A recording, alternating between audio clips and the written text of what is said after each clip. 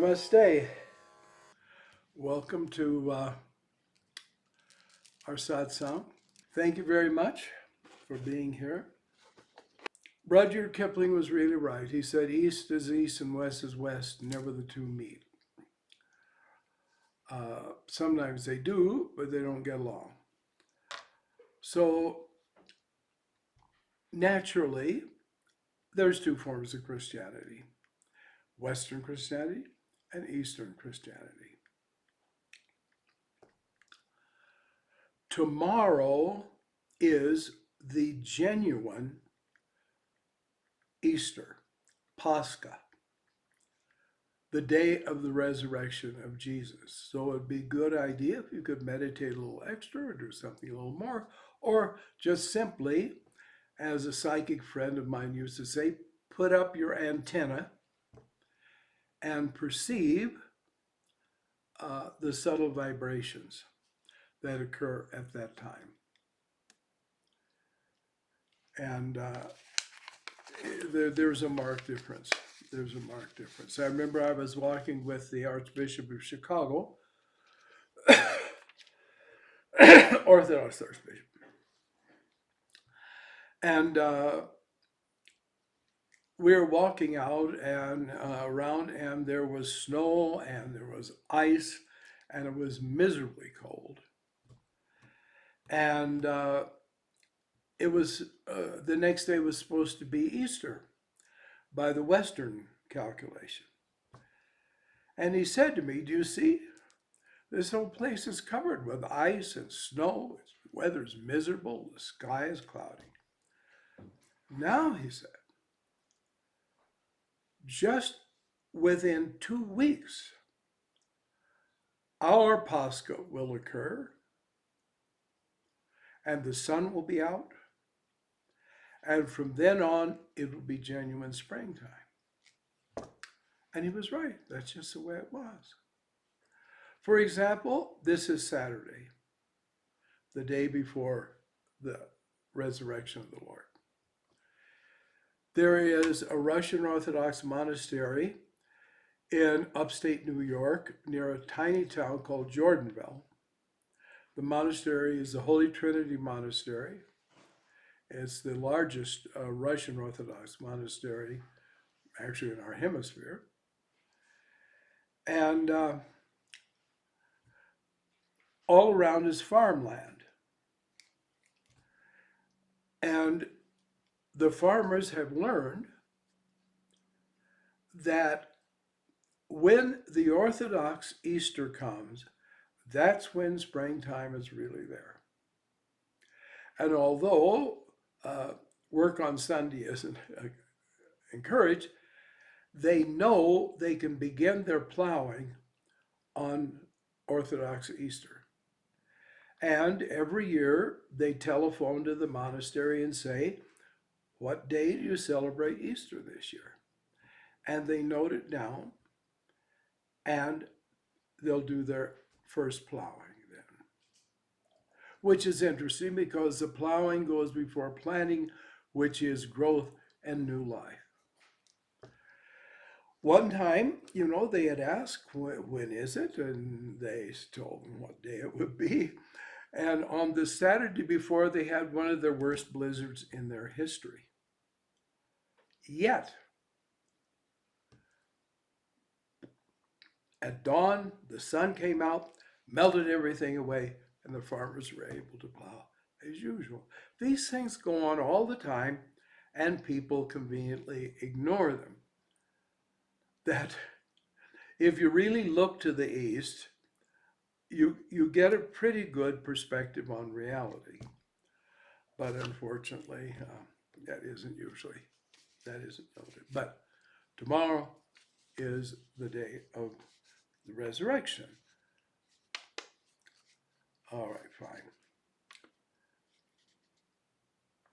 In your books, you state that it is preferred to do Soham breathing through the nostrils. If you're doing it while lying down, can you do it through the mouth if the nostrils are blocked? Well, first of all, I do everything I could to unblock the nostrils, because breath through the mouth agitates. Breath through the nose calms and stabilizes. Very much. That's why you see if people are emotional and so on, they tend to breathe through their mouth. In fact, they'll even talk and they'll like this as they're talking, you see, and they'll take a breath. They'll start talking because this is agitation. Now, if you can't do anything else, of course, you do the Soham in time with the breath. Or the Shastra just say, the breath comes in with this sound, goes out with that sound. But breathing through the nose is extremely important. And again, see what you can do to clear it, because it is an important part. Because we are in the body. For example, if you had an ice pick stuck through the palm of your hand, how well could you meditate? Chances are you wouldn't be able to. So the condition of the body and the condition of the mind are the same because the body and the mind are the same thing. They just appear to be different. Therefore, pure absolute vegetarianism is the foundation of the yoga life and of the meditative life. It just has to be. And don't pay any attention to the people who say, oh, if you don't do this, you'll get sick or that. I don't care if your doctor tells you that. It's nonsense.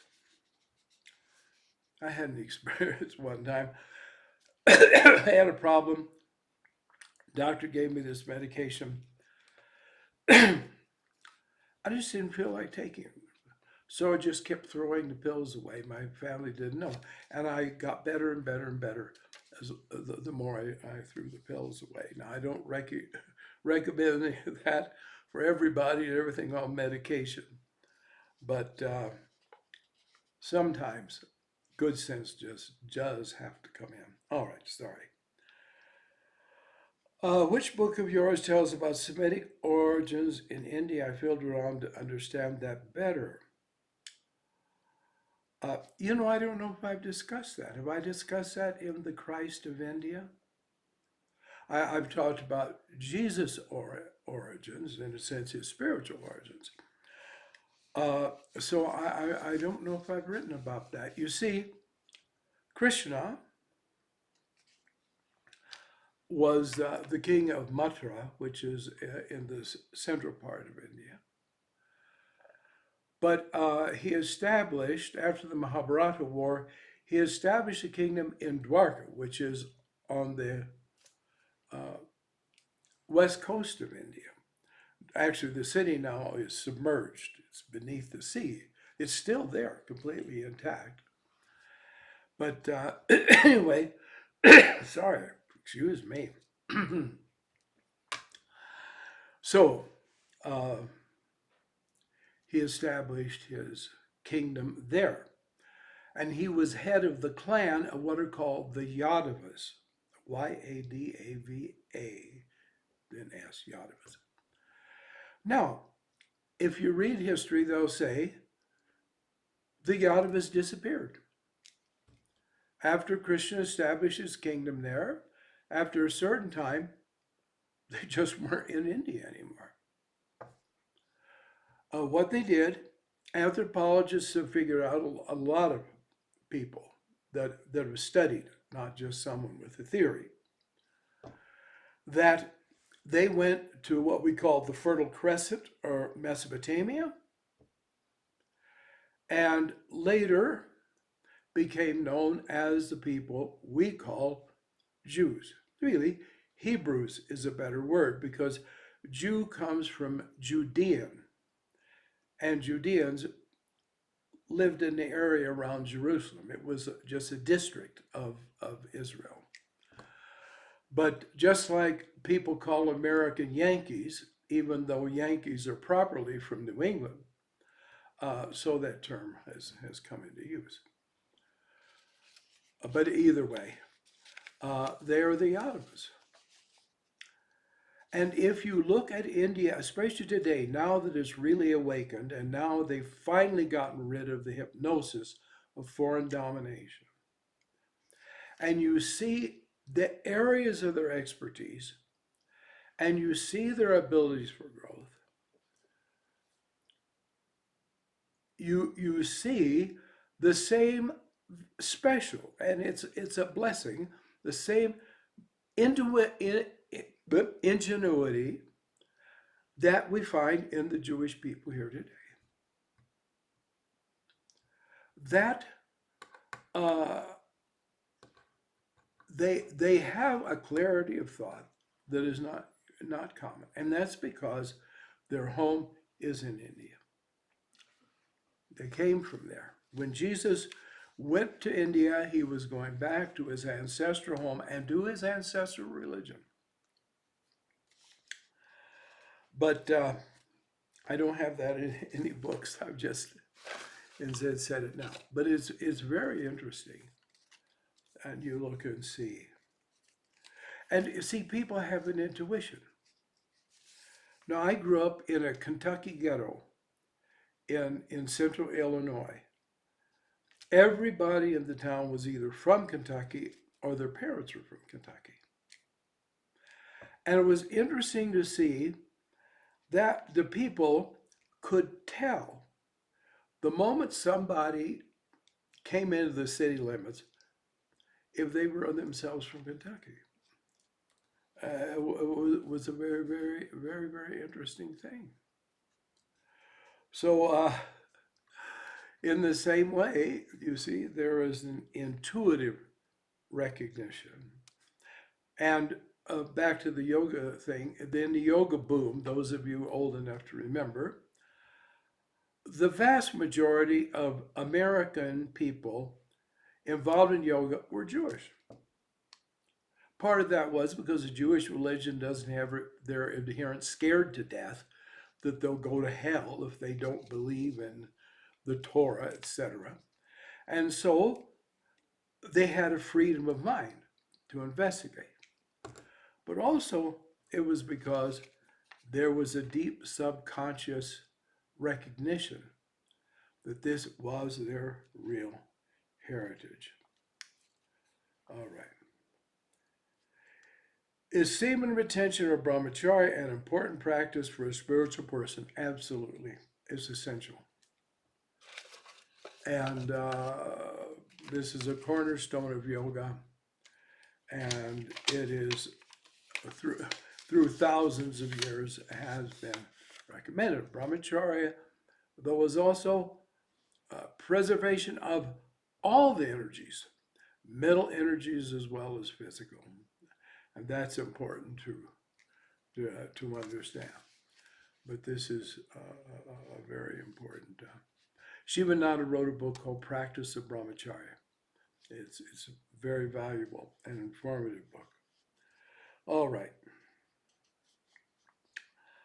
I'll try to summarize this question. Thing is,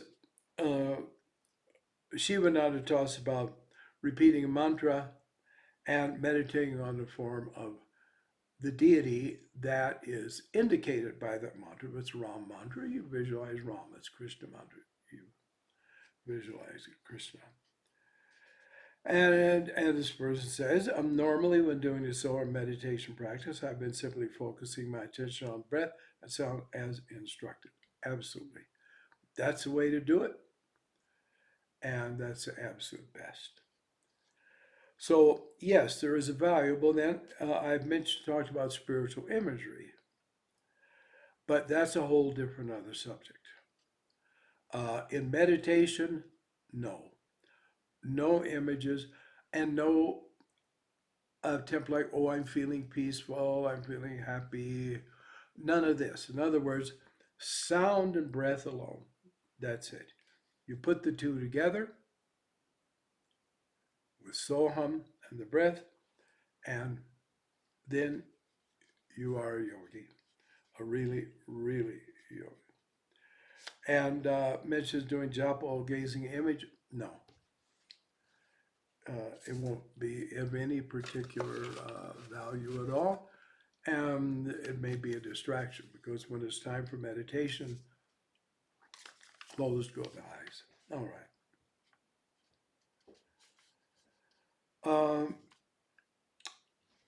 Here is a question, and it's a very serious question.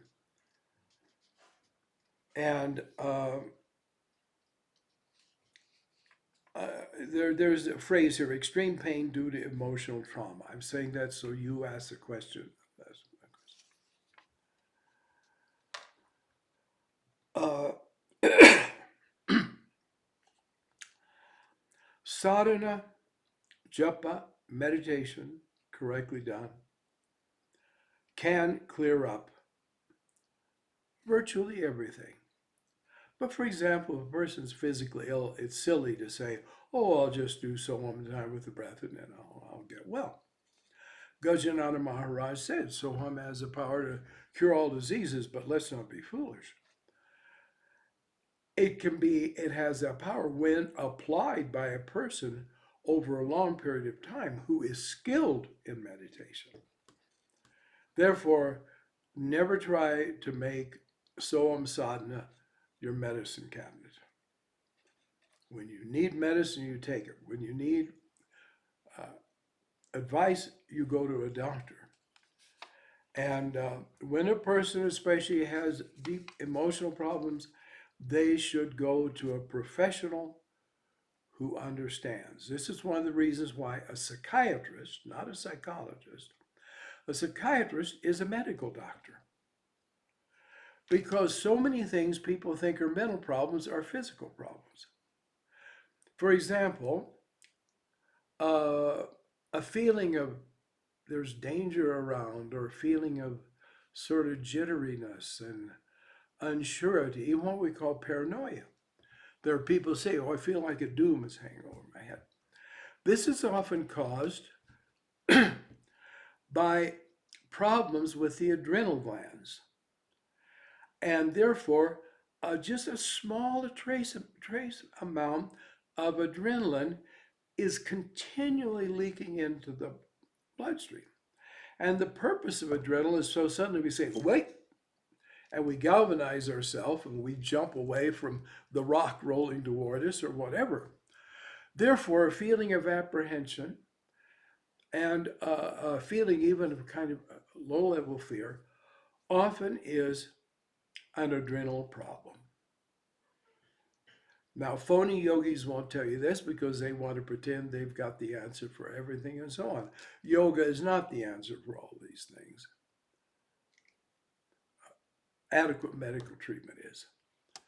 So it's very, very important to realize that you can think something's emotional and really it's physical. And the physical condition is creating the feeling of emotion or is creating the emotion itself. How does one forgive themselves? How can I shift thought processes from negative to positive? Sadhana is the only way, the only sure way to absolutely do it and succeed. I mean,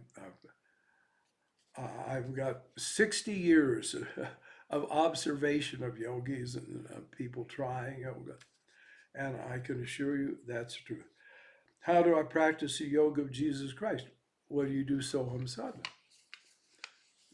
Read the book, Soham Yoga, the Yoga of the Self. It's posted on our ocoi.org website. You can get a PDF and download it and read it and see it. How do I forgive people who have hurt me? Again, sadhana is the way, and come to understand everything that happens is karma. And your karma reveals to you what was your past. So if people hurt you, it's because you hurt people in the exact same way in a previous life. Now, you don't condemn yourself for it. You don't say, oh, no, how awful I must be. But it's the truth. I had two wicked stepmothers. When I say wicked, I mean they wanted to kill me, all right? And If I could sit here and tell you some real horror stories. But you know what I'd be doing? I would be thinking, and you might mistakenly think too, that I'm talking about here's a poor innocent little boy. He was only so many years old, and what cruelty, oh. But what I really would be telling you is what I did to a child in a previous life. People don't want this. I remember someone wrote and said, oh, how is it some people are sexually molested in childhood? I wrote back and said, because they sexually molested a child in their previous life. Well, I got a very explosive answer. Then which told me, no, it had happened to them, so they'd be able to have sympathy for people who were molested in childhood. So your life is a mirror, and you're looking at your own face. And therefore, it's not a matter of forgiveness. It's a matter of changing your consciousness. Because when I changed through yoga, which is the way you do it, both of the wicked stepmothers changed also. I don't mean my perception just changed. In fact, people would say to me, we can't understand what's going on. We don't recognize her personality. Speaking of my second wicked stepmother, she's become a loving person. But that was, you see, because I changed and she changed, and she came to love me as much as my own real mother ever loved me. I'm speaking quite seriously. Some people once came to Yogananda and they had a bunch of complaints about things that were going on in the ashram and their interaction with other people. And Yogananda, after he listened to their tale of woe, simply said, change yourself. It's the only answer any of us have. Okay? Are you part of ISKCON? No. Though I used to go to the original temple in Greenwich Village, it was a holy place. It was wonderful. And the devotees there, those original devotees, they were angels on the earth. I mean, I cannot express enough the respect I had for them. It was truly, truly, truly a wonderful experience. However, ISKCON is a totally different organization at this point in time, and that's all I'll say. Except also that all of those original disciples, they separate themselves completely after about 1969 or 70 or 71. They separated completely from the organization. All right, what is the difference in mindset between Vairagya and feeling I'm generally a mildly depressed person to begin with? Well, Vairagya is not being disgusted with the world. It's not being disappointed with the world. It's not being disillusioned with the world. And therefore, again, that's an emotional reaction. Vairagya is understanding that's not me. Me is way inside here. So that doesn't have to control me. And I don't have to interact with everything going on around me. And I don't have to interpret myself. Though I just now said, look and see how people are treating you. You treated yourself, yes. But you're not a bad person. Therefore, know you're the divine self and get busy and learn that. And then your negative past, well, you won't have to worry about it. It's over. Again, depression. Don't fool yourself. It may be a purely physiological problem. I am telling you the truth. Because again, the fakes and the phonies that want to give you all the advice, which they don't take themselves, they will try to approach it in a way where they can manipulate you. Don't believe it. If you need, you go to a qualified person. And that's somebody usually who has studied psychology and psychiatry. People don't expect that because you go, oh, you guys are a big yogi and yoga's the answer to everything. Yoga is not the answer to everything at all. It's the answer to who am I, and it's the answer to how do I get out of here. But other than that, no. And anyone who peddles it as something else is just a snake oil salesman. Please realize this. All right. Could you please help me become more aware of my pure consciousness experientially? You've got the right idea. You need to experience it, not believe in it, not think about it, not affirm it. You're on the right track. You've got to experience it. Sadhana is just the way to do it. And that doesn't mean it happens immediately.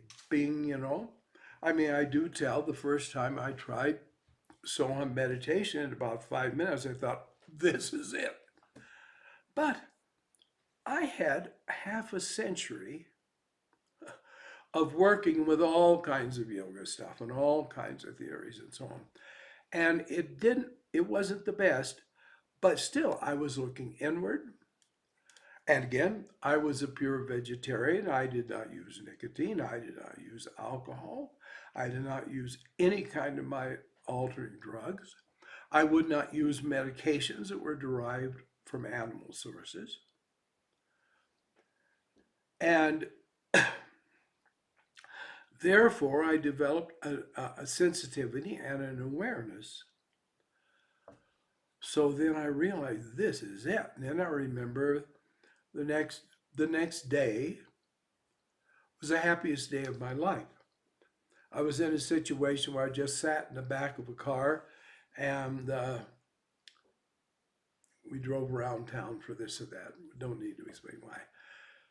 And I mean, it was the happiest day of my life because I was back there with Soham. Then, about the next day, I had to go to Santa Fe. Santa Fe is about an hour and 15 minutes from us. So I sat there in the car with Soham, just amazed at how peaceful it was, how wonderful it was, and how life-giving it was. Now, some people will not necessarily experience it that way immediately. In time, you will. And it goes way beyond that. Believe me, there's a time where Soham starts teaching you about itself. I don't mean you hear a voice in your head either. You just start knowing. Sorry, there's no other way to put it. It is practice, practice, practice, practice. Abhyasa. I remember I asked a great saint in New Delhi, had an incredible ashram there, which now is a temple. And I said, would you just like to give me any kind of spiritual advice on your own, just spontaneously? And she said, Abhyasa is the thing. Practice. And then seeing what you get from the practice tells whether you're on the right track or not. So keep that in mind always. And I basically did, I'm glad to say. Do you think it's possible to lose your lower self or lose, is it connection perhaps it means, to your lower self after awakening the Christ consciousness in your heart? You don't have to bother about any of that kind of speculation. Do the sadhana, it'll happen.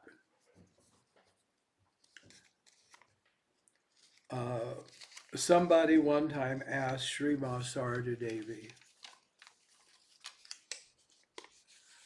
about, well, what if I really feel fervent and so I sit and I meditate and I do the japa of the mantra? Or what if my mind's kind of going here and there and it's just sort of, there's no big concentration and so on. Srimad said, look, whether you fall in the water or you deliberately jump in the water, you get wet, don't you? So the mantra does not fail. A true mantra does not fail. It always works. And you keep working with it and you'll find out. This is just an absolute. So a person doesn't need to think, well, how can I become reconciled in my past?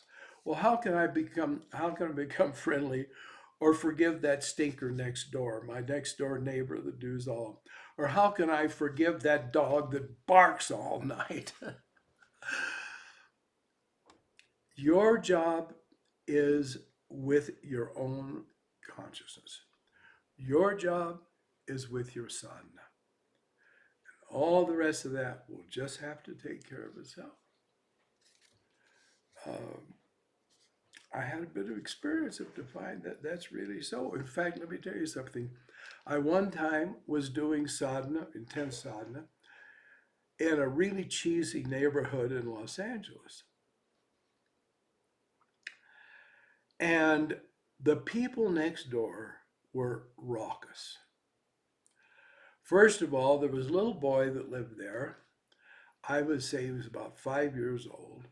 All they did was yell at him all day long. And it was the weirdest thing. He ran around constantly because he was restless. And of course, he should have been outdoors, but instead, he's inside. And there was the weirdest thing. I cannot understand how it happened.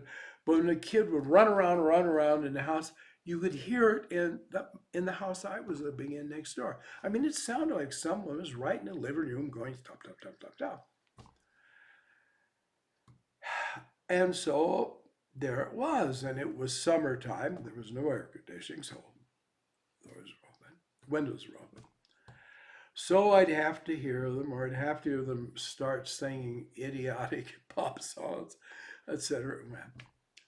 So anyway, someone gave me a beautiful hand-carved little statue, just a few inches high, of the Virgin Mary. And these raucous people were raucousing next door. And I looked at the image of the Virgin, and in my mind just started intoning, of course, the Hail Mary. Hail Mary, full of grace, the Lord is with thee, etc. When I started, these two girls next door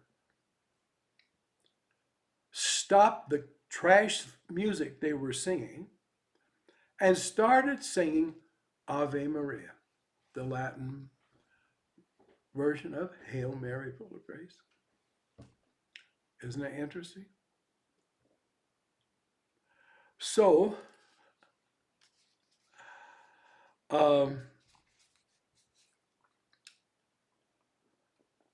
we create our environment and we make it what it is. And if we really purify, we actually help the people that are around.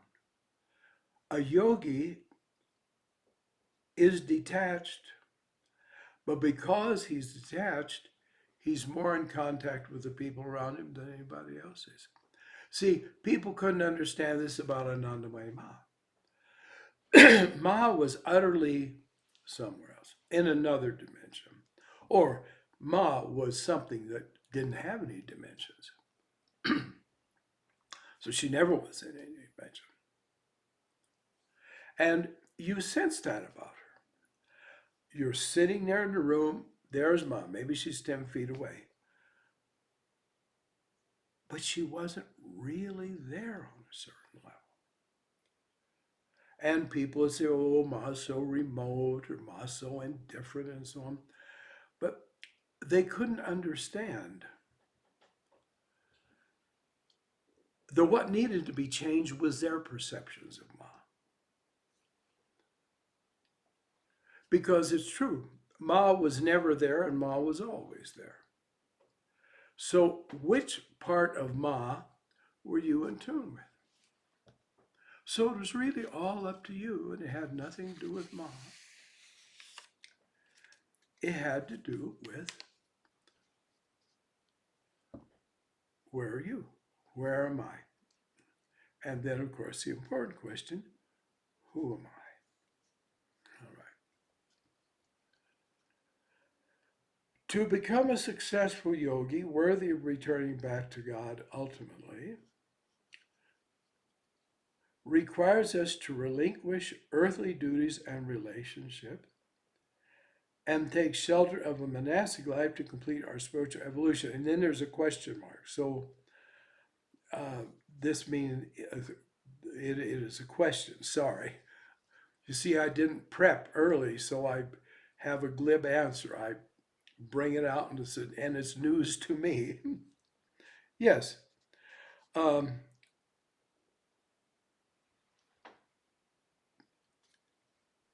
To be a successful yogi, you have to understand two important words: swabhava and swadharma. Now, swabhava means the very state of yourself. A bhava is sometimes they'll translate mood, and on the lesser levels, it is kind of a mood. A bhava is a whole frame of reference you have. It's the way you're feeling, it's the way you're seeing, it's the way you're thinking. It is your whole inner mechanism as it moves and works out and expresses itself. Some identify what they call Mahabhava, which means the highest bhava, which is complete awareness of God and of yourself in God.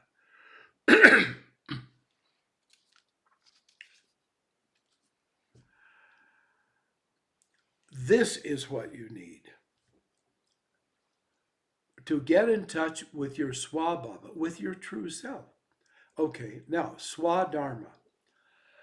Dharma has many meanings, but one aspect of it is the righteous way of life.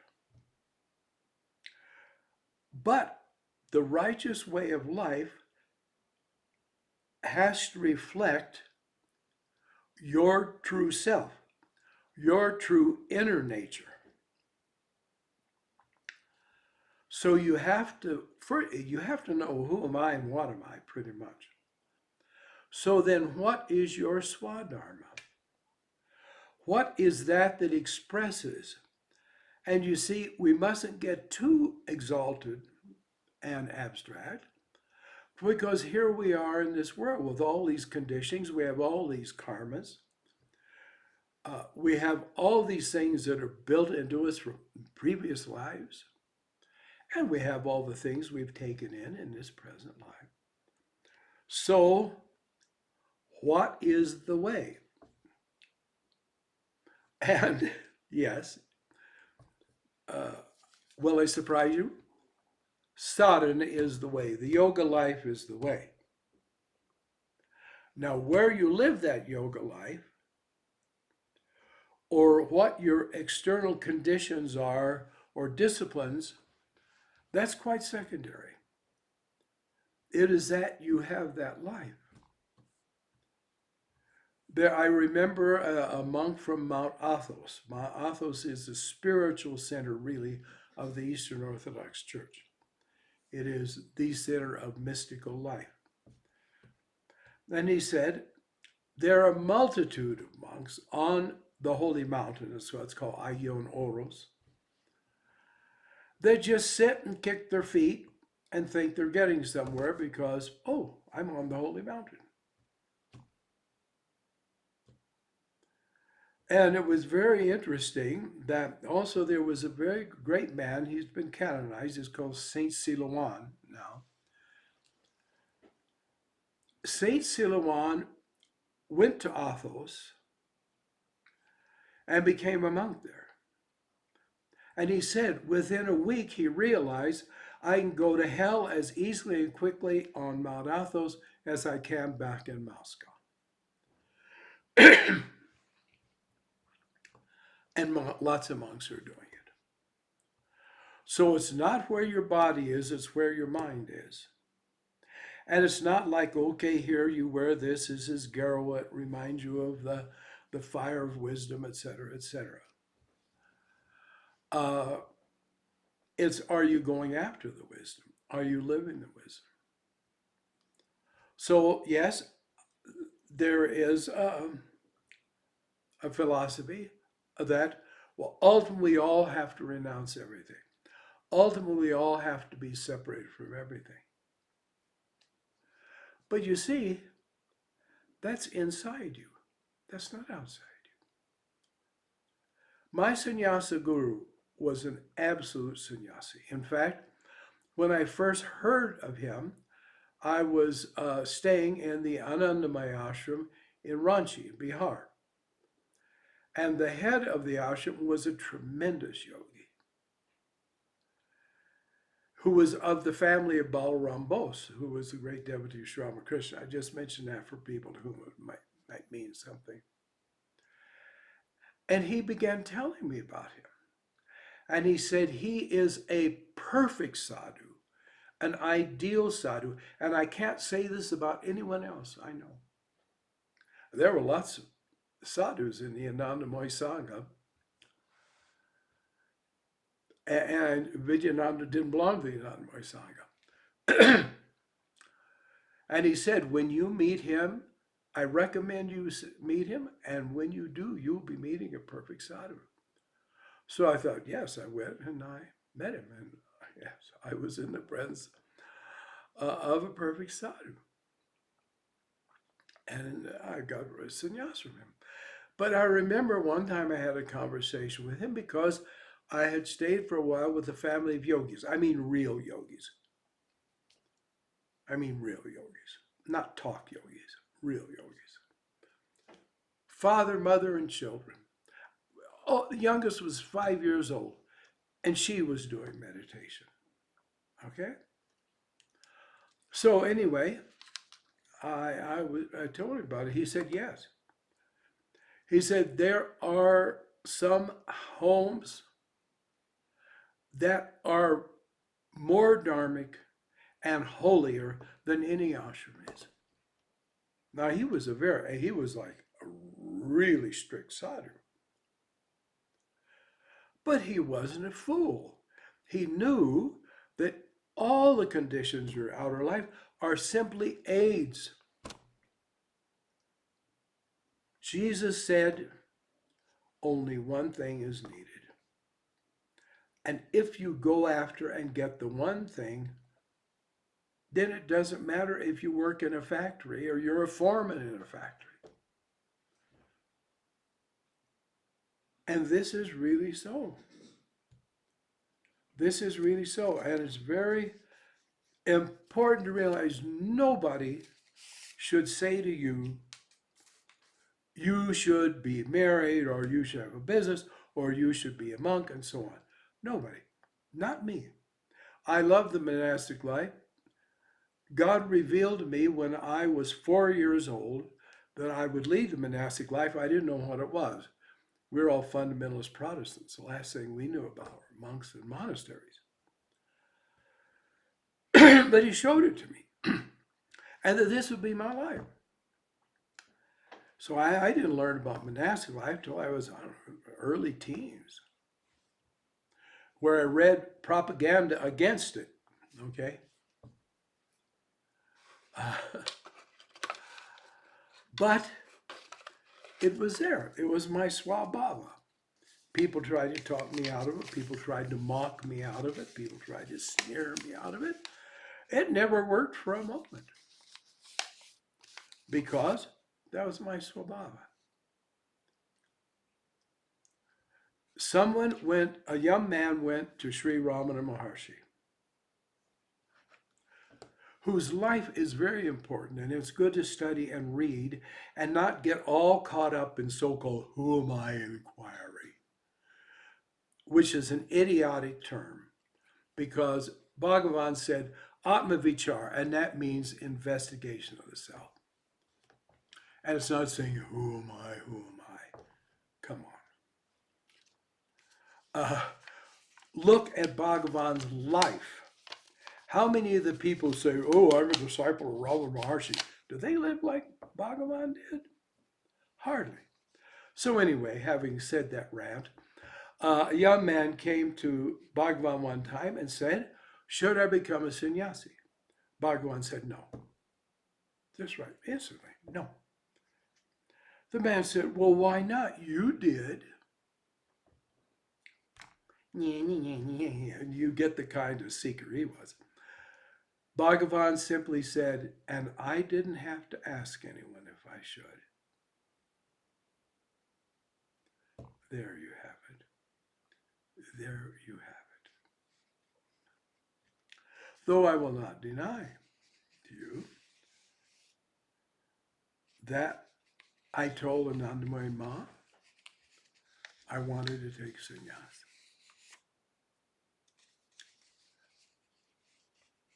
I told her through a translator. Ma had been walking up and down and answering my questions. Ma often did this. She would even dictate letters while she was just sort of walking back and forth. And I had a bunch of questions, and I asked her, and the last was the big one about becoming a sannyasi.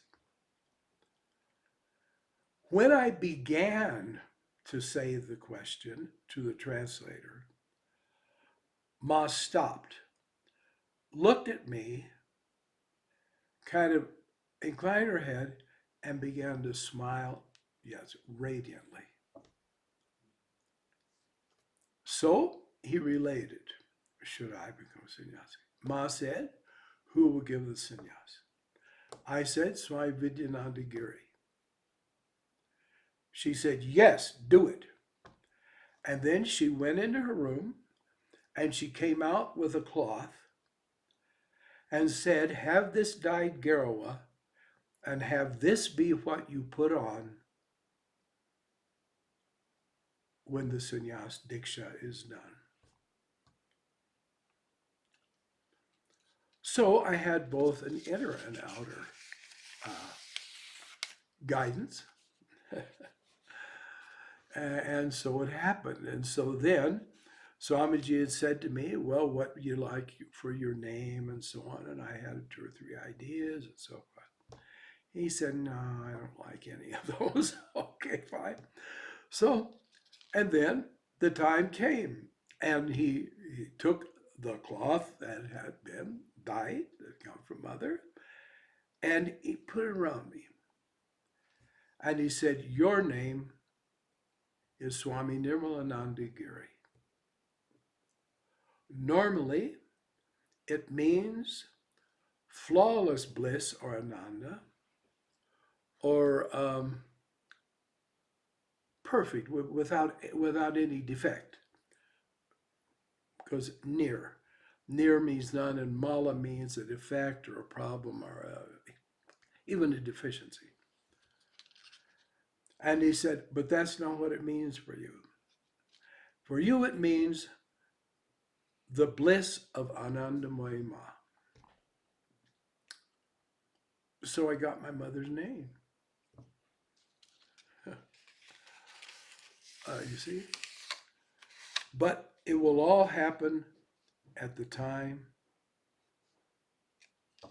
it should happen.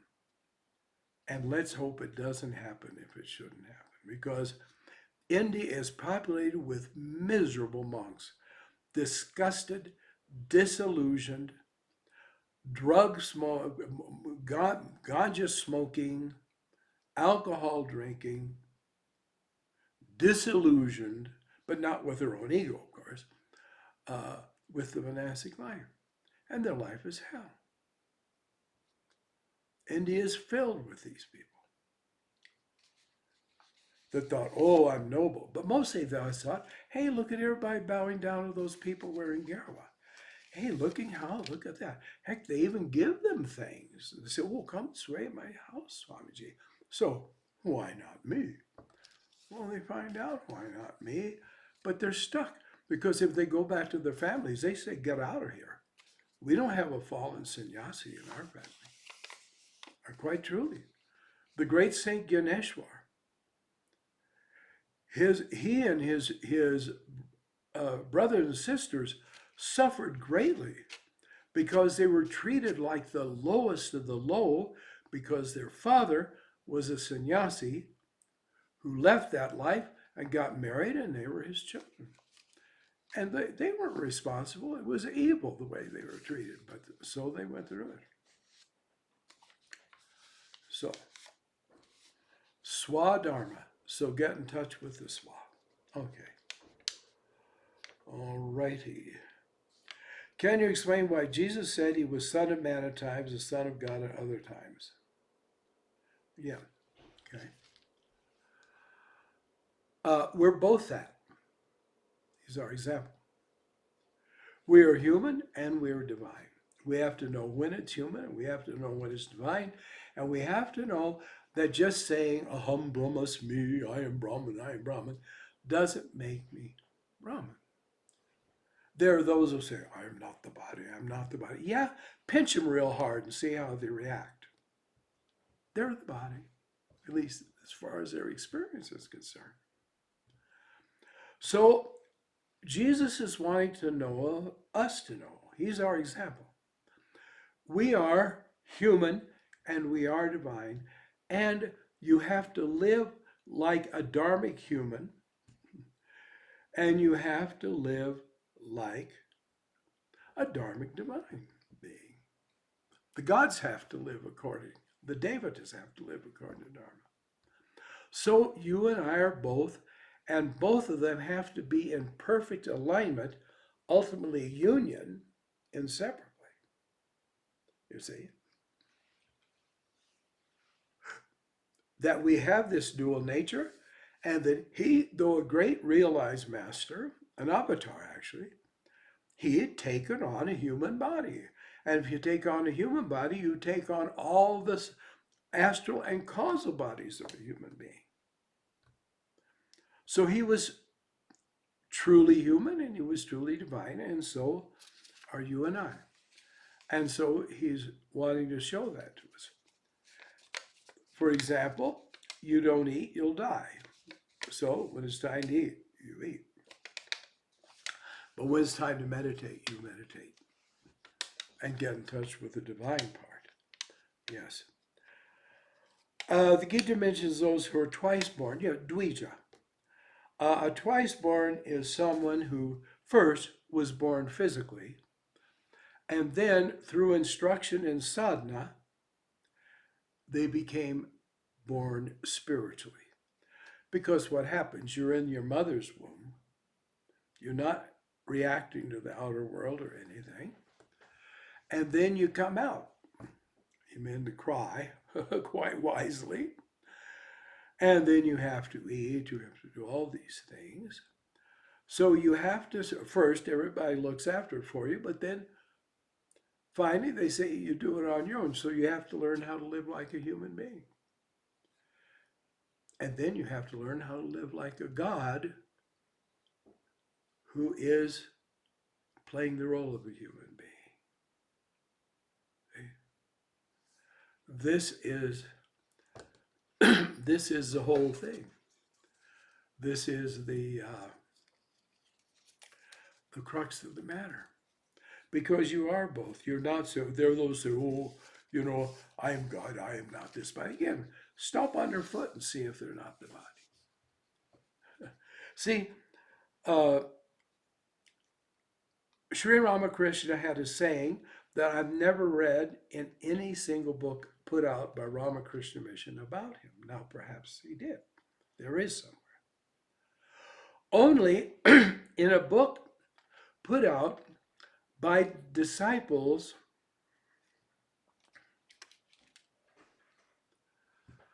of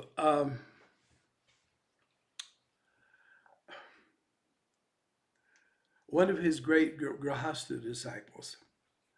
Isn't that ridiculous? At the moment of the mind, the name is escaping me.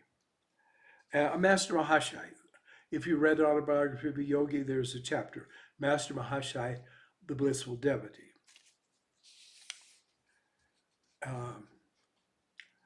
And a whole series of books of his conversations have been printed in India.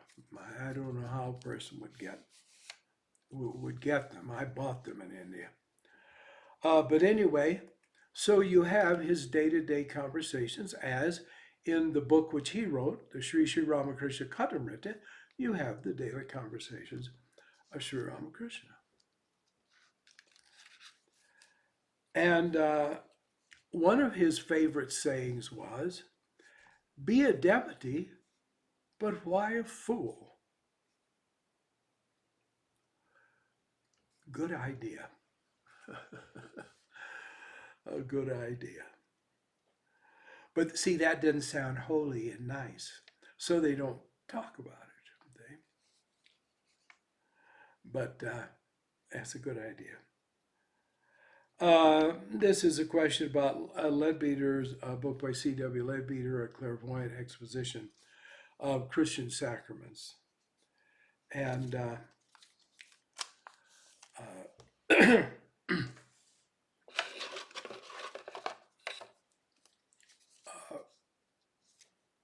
it's a valuable book on a certain level, and on a certain level, it's a useless book. And certain things have been written about by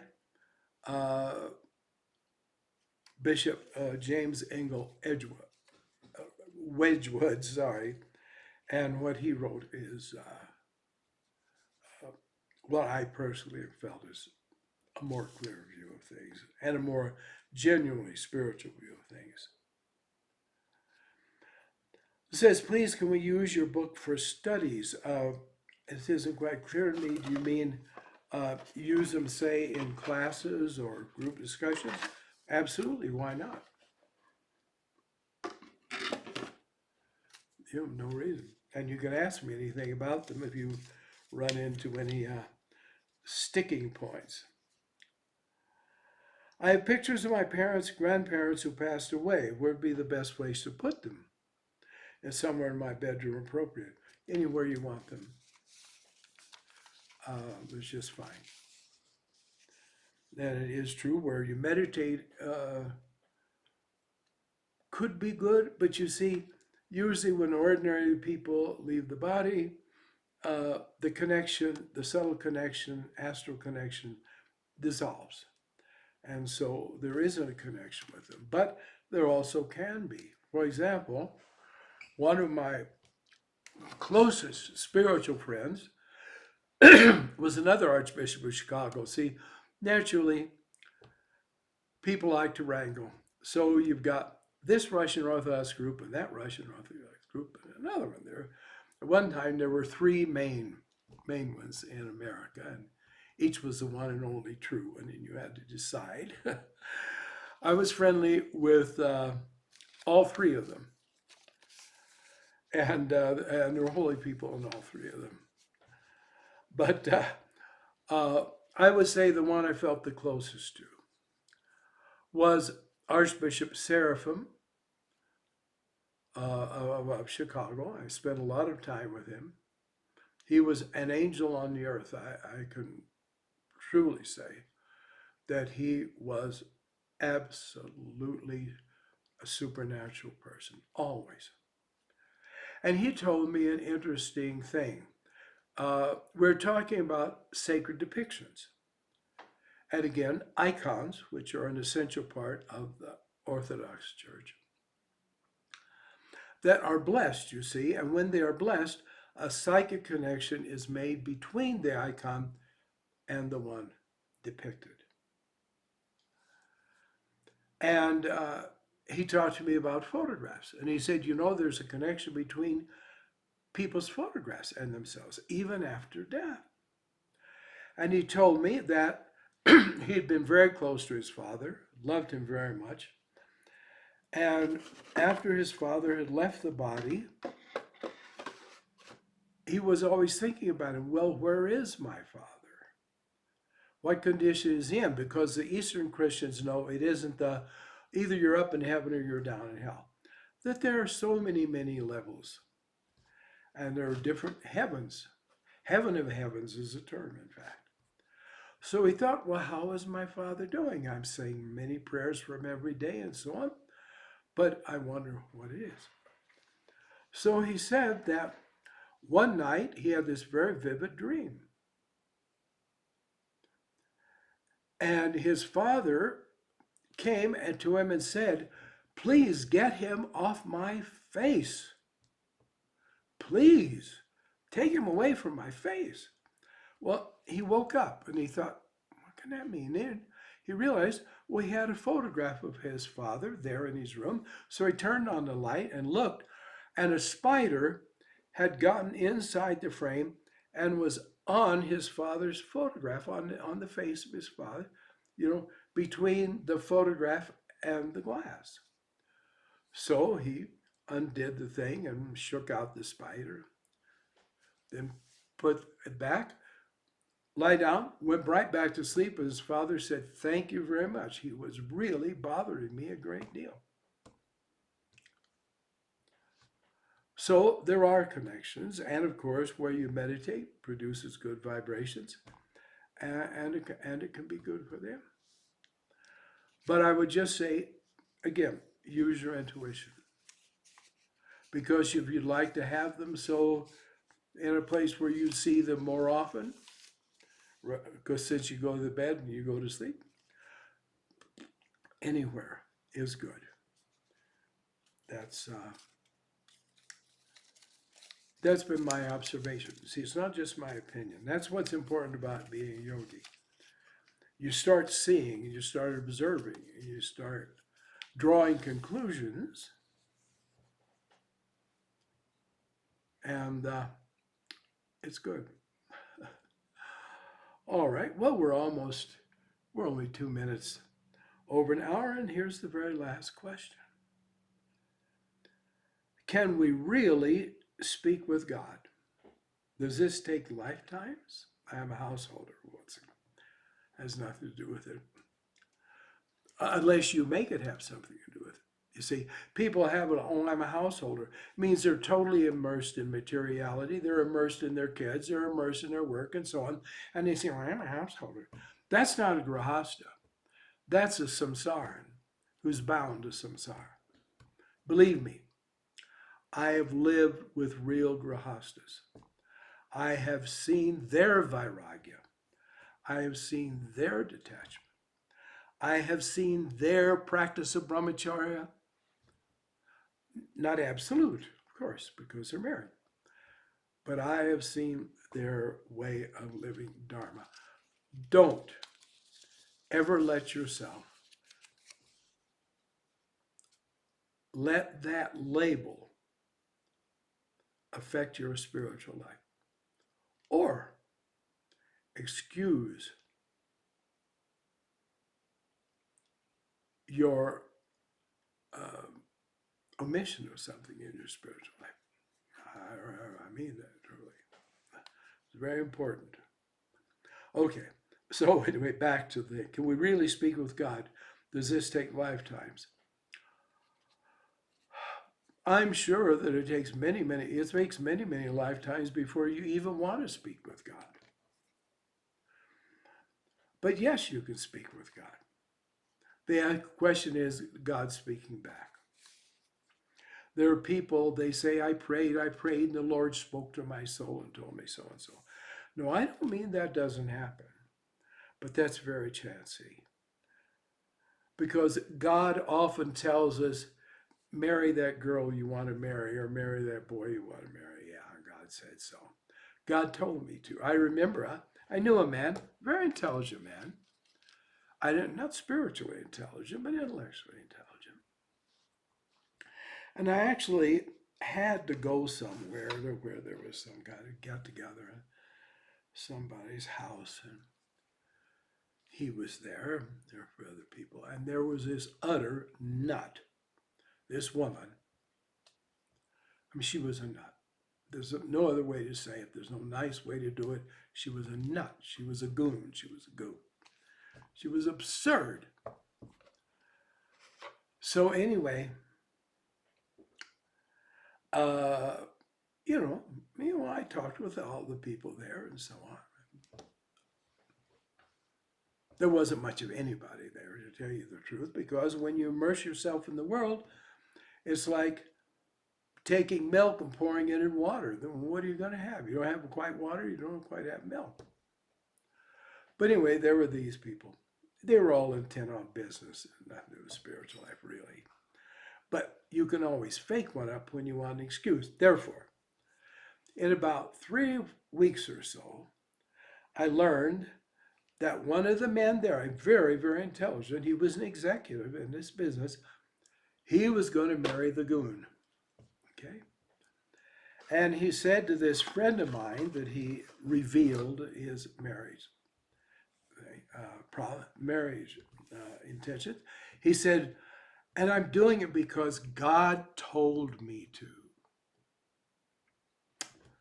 Boy, you know, God is a really bad advisor in most people's lives.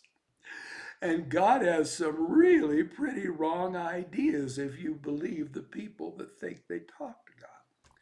So he married Elguna and divorced her in a few months. So God was a bad marital advisor that told him to marry her. Why do you suppose God didn't understand? So God told me to. I know God said so. Yeah. Yes. So you can talk to God, but it doesn't necessarily mean God will talk back. And be very careful about so-called intuitions. You pray, oh, what should I do? Then I get this feeling I should do it. Because see, your mind is loaded with some scars, with all kinds of conditionings. It's cluttered up. How much clarity of mind do you think any of us really have?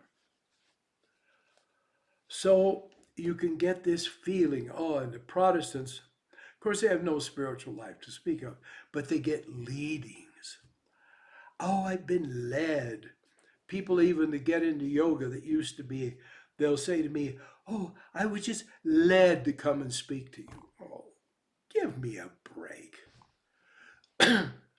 So living in this silly era, rather than say, I came here because I wanted to. I came here because I thought it was best. Not like God told me to do it. Now, I know it sounds very snarky of me, and it is snarky. I feel snarky when I talk about these people. So, you can talk to God, but can you hear God talk back? And that's all up to you. You know what I'm saying? I've known only one person that I believe talked to God and God talked back. And God got the message and she got the message when he talked back. And that was my mother's mother. She could heal the sick and raise the dead, literally. You don't need to believe me. But she could. And I cannot describe what it was like to open the door of her house and step inside. I went into another world, and I really mean that. I went into another world, another realm. I have no way to describe her. I couldn't begin to. I do know that there was a handkerchief she used a lot, and I got it when she left the body. And at one time, just for curiosity, when I was with a fellow yogi devotee of mine who was a devotee of Anandamayi Ma and had spent a lot of time with Ma, I just handed her my grandmother's handkerchief and said, well, you're sensitive. Touch it. What do you think of that? And she took her eyes. She said, why, Ma has touched this. Now imagine that. The vibrations of my grandmother, she thought, were the vibrations of Anandamayi Ma, whom she'd had a lot of experience of. So,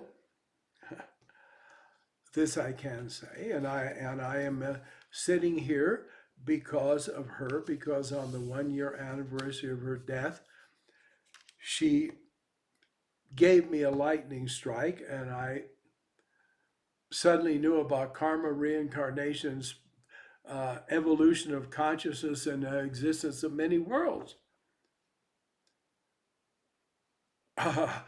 She turned me into an Orthodox Hindu in a moment on the 1 year anniversary of her death. That was her. That was her mercy. That was her. God let her do that because of her love for me, and she certainly could talk back.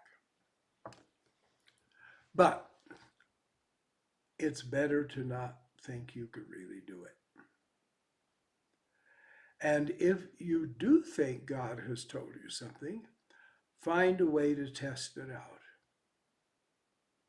Divination is very important. It's not blasphemous to God that God told you to go buy Coca-Cola and you're going to do divination to check, because you're checking yourself. You're not checking God. See, the people, Dion Fortune was one of the first. Her name was Dr. Violet Firth. She wrote under the name Dion Fortune. Her book, Psychic Self-Defense, is extraordinarily good. I recommend it to you. She knew as a she was one of the first psychotherapists, this, and she had great esoteric knowledge and spiritual knowledge, true spiritual knowledge. And she said something very interesting.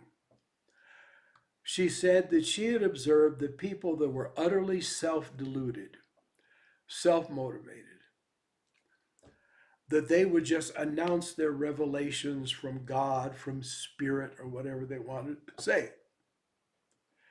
And they were very aggressive about it. And they didn't tolerate even a hint of a doubt as to the validity of their revelations. But she noticed that people who had real spiritual and psychic insights and experiences, when they recounted them to her, they were virtually apologetic. And that they would more than once mention, it may all be my imagination, or it may be, I haven't seen it fully clearly, it might be a misperception. They never acted like it was God's word. And they were the people that knew what they were doing. So this is also very important. I've seen a lot of people God talk. In fact, I remember one time I turned on the radio and it was a Sunday. So there was a broadcast on. And so this man said how that morning he'd had some vision. I don't remember now what it was. But the end of the vision said, the Lord spoke to me and said, do you understand about what you just done seen? I thought it was hilarious. His God couldn't even speak plain English, didn't know better English than him, but he had a lousy command of the English language, so what was only his own mind? Got a pretty good idea it was. But you know, God can really get some very strange ideas when these people are being his mouthpiece. So anyway, this is how it is. It all comes down, everything I've said at great length, forgive me. I'm looking at the time. O Arjuna, be a yogi. That's the message of the Bhagavad Gita. And that's about the only worthwhile message you can really get. Be a yogi, be a yogi, be a yogi. The person who can show you how to be a yogi, this is a person to listen to. But that's it. First and foremost, I am a yogi. We talk about self-concept. Now, there's no use to be artificial about it, whatever just comes up in your mind spontaneously when you think of yourself, well, that's it. That's the way it is at the moment. But it is a good idea. It doesn't matter how old you are. It doesn't matter whether you're a man. It doesn't matter what your nationality is. But if you're a yogi or not a yogi, that's the key of everything. First and foremost in the mind, I am a yogi. I mean, you really set that in mind. I am a yogi, but yogi is as yogi does. Therefore, or yogi thinks as yogi thinks.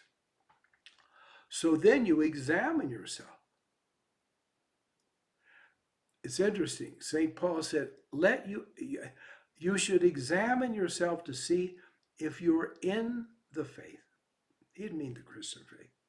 He meant if you're in that state which has come from insight into spiritual realities. And that's it. Are you a yogi? Do you live as a yogi? You can't stay ignorant and be a yogi. That's the truth. You can't stay unaware and be a yogi. If you're doing something you think is yoga and it doesn't lead to this clarity of insight, then it isn't yoga, it's fake. That's why it was such a wonderful thing for me when by total accident, I have no idea how, I came across the website that contained a book of the life and teachings of Sri Gajanana Maharaj. And for the first time, I read about someone who said a lot about fake guru and fake yogis. Oh, you're not. Oh, you go. All gurus are one. All gurus should have respect. Oh, you hear all that because it's honor among thieves. Crooks not blowing the whistle on crooks, or disciples of crooks not blowing the whistle on their own guru, perhaps. And he just said, fake guru, fake yoga, open up your eyes and see. So I did. And it was a blessed thing. I'm very glad to say. And also, I'm going to plug myself. There is a family of yogis in India that have like a family website. And their main thrust is they are in the lineage of Gajanana Maharaj. In fact, they speak of him as Guru. I have no idea of their age as to, who really perhaps met him. And in their postings, they have told people that to know the life and teachings of Sri Gajanana Maharaj, they should read Light of Soham, which is one of the books that our ashram prints, and which I wrote. And they said, especially, you should give your attention to the instructions on how to do Soham yoga meditation, which means that what's written in that book is exactly what they received from Gajanana Maharaj. So I don't say this to say, wow, I've got a book recommended, but it is a guarantee that what is written there is the truth. And of course, they're not my ideas at all. They're Maharaj's ideas, but I have applied them and found out they're true. But I will, as I say, well, I guess I have given a plug for myself. What a good boy am I. So that we can now say namaste for now. I hope you'll be back in a month. I hope this has had some value. I will tell you something. The moment I click that and it goes off the screen, it's over. I will start looking forward to our next satsang. I mean, this is truly. And as the days go by in the month, I look and I think, so many days till, so many days till, because I look forward to this greatly. Maybe it's just because I like to talk, but I hope I also just like to talk with people that know where they're going and have the ability to go there. Namaste.